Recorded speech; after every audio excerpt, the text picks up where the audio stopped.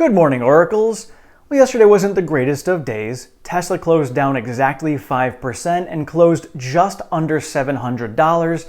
It was holding really strong at that $700 support pretty much the entire day, and it wasn't until like the last 15 minutes of trading that it actually broke below 700. So we've got a lot of stuff going on today. We've got Jerome Powell speaking. We are going to be getting the finalized GDP numbers for Q1 coming out. We've got the Fed debating whether they're going to be doing a 50 basis point or a 75 basis point hike. So we could see a little bit more red today, or if the market gets the news that they want to hear, we could see us go green. Again, so much uncertainty, short-term swings are all over the place. Very hard to track these kind of things. So again, this is just the take what the market can give you. So I would love to see the stock going back up. You know, the way we were looking yesterday morning, I thought we may be running up. Again, I had that 775 line in target for myself. We never even got close and then came crashing back down. So we do have the gap down to 650 that, 9 out of 10 times gaps do get filled. So I'm guessing in the kind of market that we're in, we will probably end up filling that gap. Whether it's this week or not, or maybe it's after Q2 earnings, has yet to be seen. But again, this is an opportunity that I'm paying attention to because if we do pull back down to that point, I will add extra on top of my daily add. Now, I am going to be altering my strategy just a little bit. So I did add $10 yesterday at $6.98. And what I'm going to do going forward is there's other stocks that I do dollar cost average into. So with Tesla, I'm doing $15 a day. Other stocks I'm doing $1 or $2 a day. I know it's not a lot, but I don't have a lot to invest and I want to be putting my money in on a regular basis into stocks that I like. So for the stocks that I like, I am putting it into AMD, Nvidia, Google, Square. And so for those, and MP Materials. So for those stocks there, when I get to the next full share of each one of them, I'm going to stop that and then add that dollar over to Tesla. Because Tesla for me is my highest conviction stock, and I do want to try to get to 69% of my portfolio being Tesla. The problem is I'm only currently putting in 48% of my investments into Tesla. So it becomes more challenging unless Tesla goes on a run, which we know it can, but with the market that we're in right now, probably not very likely. And if it does, everything else is going to run with it because in a bear market, the macro rules the day. So I'm going to alter my strategy a little bit there. So over the next 2 weeks, I should actually be able to pull out and finalize those full shares for most of those stocks. And I'll be able to get Tesla bumped up to close to $20 every single day that I'll be adding to Tesla. So this will increase that there. I will also be increasing the amount that I put into cash to be ready for a potential further dip if that happens in the market in the future. And so there's some positive and negative news that was coming out of Tesla yesterday. Tesla laid off 200 employees that were in charge of labeling for the Autopilot program.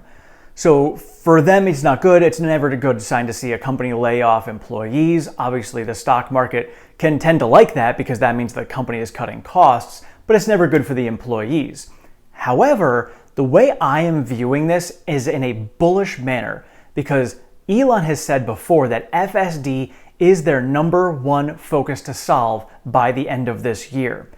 So, seeing as labeling is so vitally important to solve FSD, if they're willing to cut 200 jobs of the 1,500 labelers that they have, that tells me that they're getting closer and closer to solving this.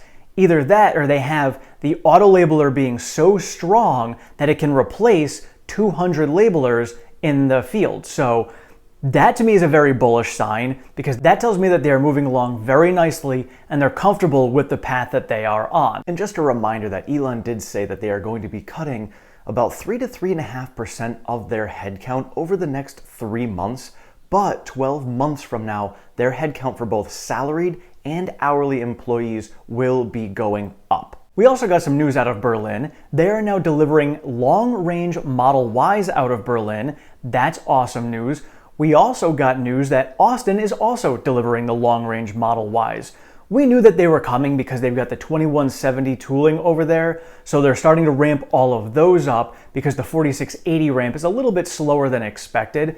So this is awesome news because this means that the 2170s, they know how to ramp 2170s. They did it in Shanghai really well. They're doing it in Berlin, they were just doing it in limited shifts. So with Berlin shifts potentially going to 3 shifts come July 4th, and then potentially having Saturdays opening up, that could be amazing exponential growth for production coming out of Berlin for Q3. When it comes to Austin, same thing. They were only doing the 4680s, which were very slow to ramp. Now they've got the 2170s, so they can really cook that ramp going and still have the 4680 ramp as well on top of it. So we've got both of those ramps going. We've got the Berlin ramp doing very well over there. And then we're getting news out of Panasonic doing test runs when it comes to 4680s. So they're doing a pilot test run for producing the 4680s, and there's many other companies who are also setting up for 4680 battery production by next year. So knowing next year what we're planning on having both Berlin and Austin pumping out Model Ys with the 4680 battery. We are going to have the Cybertruck going into production, which is also going to need the 4680 battery.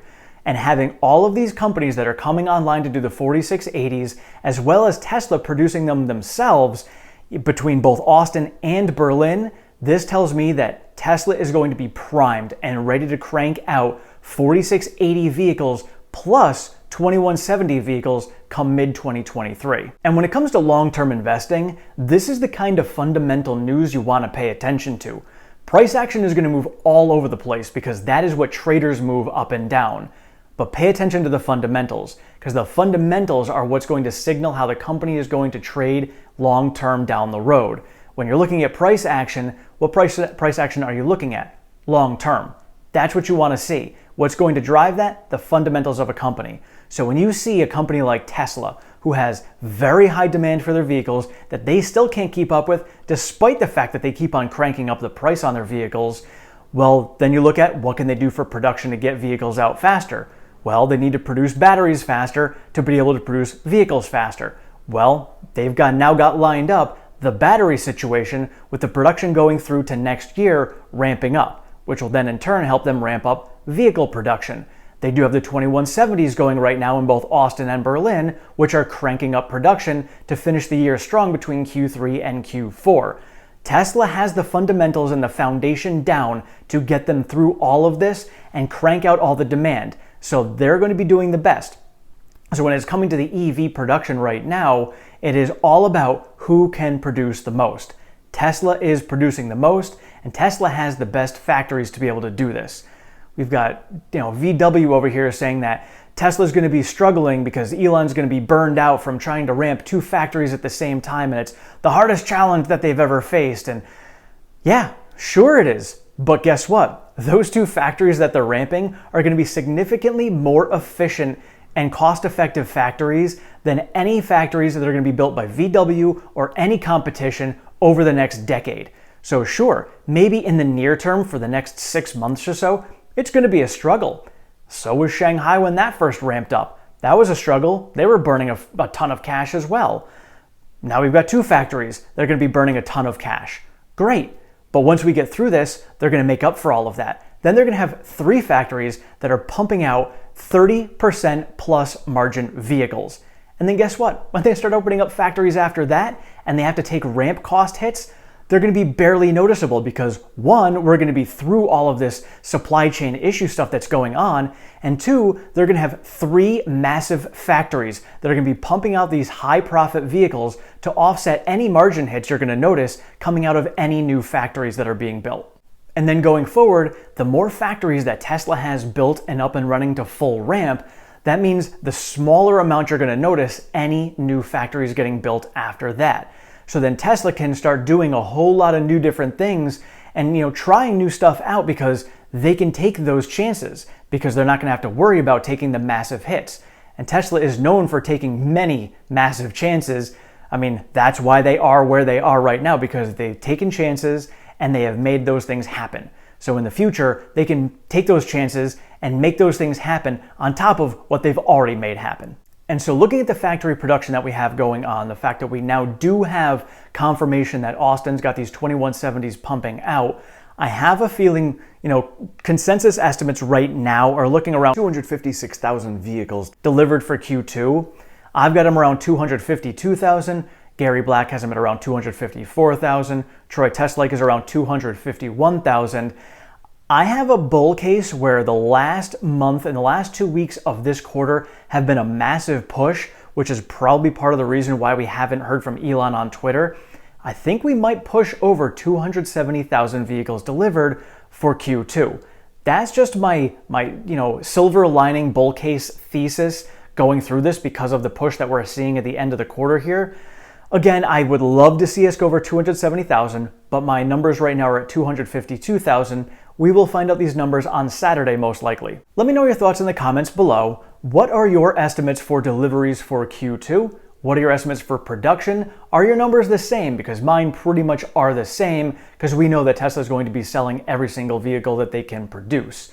So that's my guess, is they're going to be around the same number. But let me know your thoughts in the comments as to what you think are going to be production and delivery numbers for Q2. Thank you all so much for watching. I appreciate all of your support and feedback. If you have not subscribed, please do so down below. Sign yourself up for notifications. I am over on Twitter at OracleTim1. I share all of the latest Tesla news, pertinent stock market information, and all of my daily trades. We do have a Discord chat. That link is in the description down below.